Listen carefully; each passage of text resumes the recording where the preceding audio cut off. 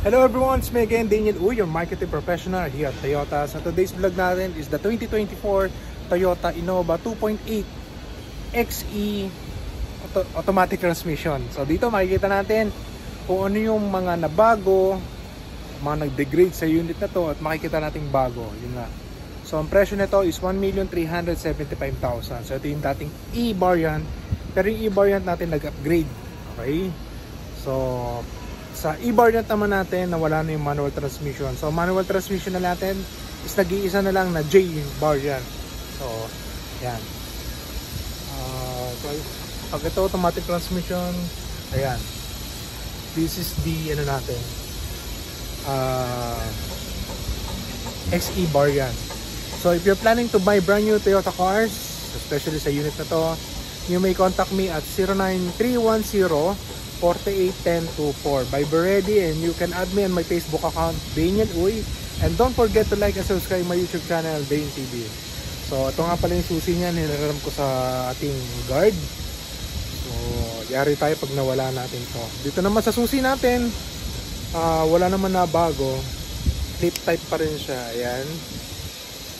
So try natin, no, na pagsabayin ng pindot to, kung mag-a-alarm. So halimbawa kasi, so bigyan ko lang din kayo ng tip, no? Pag ito nag-alarm, isa sa safety features natin na kung saan, kasi yung gulong natin nakalagay sa likod yan, sa ilalim dito. So maraming tirador sa mall na nakakapasok sa mga parking lot sa labas na pinuputo lang nila yung tag dito, yung chain, then hilahin lang, bababa na, nakaw na. So madalian niya, mga 5,000 kagad sa kanila yan. So pagsabayin nga natin,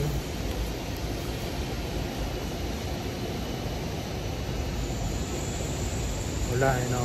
Lock ulit natin, sabay, wala. Ang nangyari lang, umilaw lang yung mga yellow lights niya, like here, okay, sa baba. Yan. Okay, so ikutan natin. Syempre sa harap, mapapansin na natin kung ano kagad yung pinagbago niya. So yung kanyang gulong naka-hubcap na. Then yung fog lamps niya wala. Yung side turning lamp lang yung meron. Then plain color lang din naman talaga to. And yun na din pinagkaiba. So open muna natin yung ating hood para makita natin yung kanyang makina. So flip ko lang ulit pabalik, and buksan na natin. Kanan yung kanya, nakabukas na.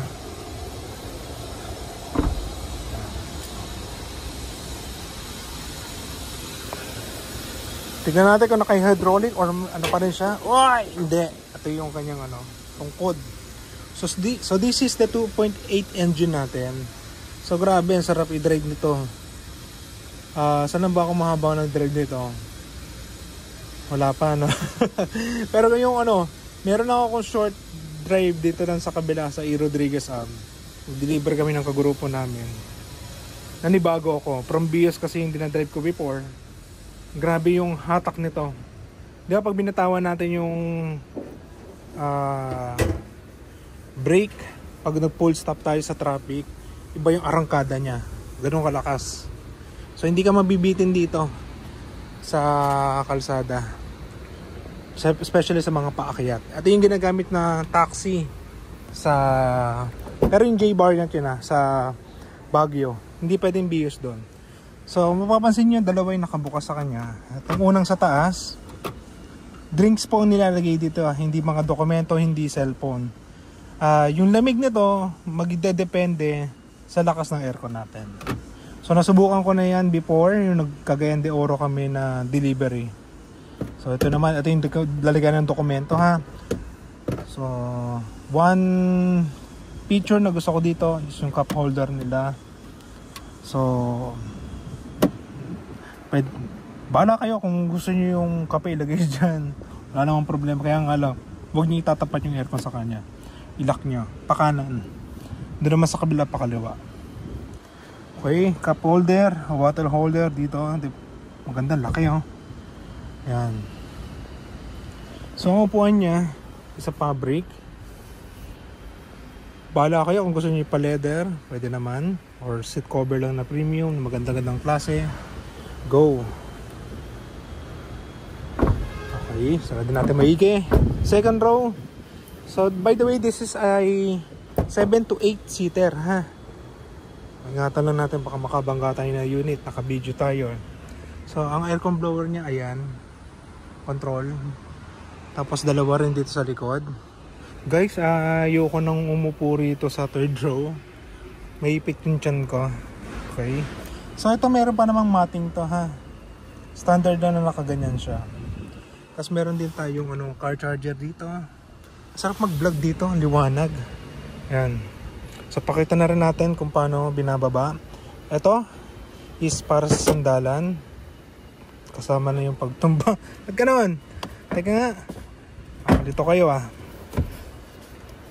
So, parehas siya. Okay, sorry nabobobo tuloy ako. Angat natin.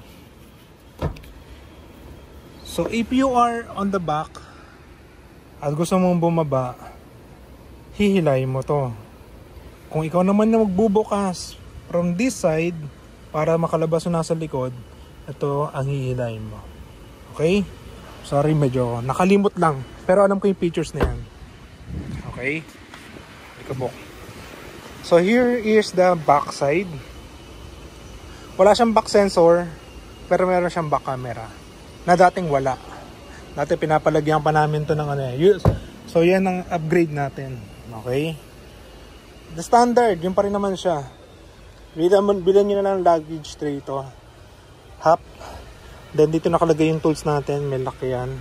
Then yung pangatlong headrest natin sa likod, dito nakalagay, dito ikakabit. So sabi ko nga sa inyo kanina, this is a 7 to 8. So pwedeng tatlo, dalawa sa harapan. Okay? So sarado natin. Hindi naman tatama yan. So naka-spoiler siya, short spin antenna, then yung kanyang fuel gate nasa kaliwa. And mamaya may mga sasuggest ako sa inyo na bibili nyo para sa unit na ito para gumanda kagad at maprotektahan nyo yung sasakyan nyo. Okay? So hindi na ako sasakay. So control natin sa bintana natin tsaka sa side mirrors, cup holder. So dito mga abang na pwede nating lagyan dyan yung mga USB charger. Pwede rin ito nabibili sa Shopee. Sa fuel gate opener natin, sa hood. Then ang kanyang MID, multi-information display, control sa manibela. Kahit pa paano may control siya, di ba?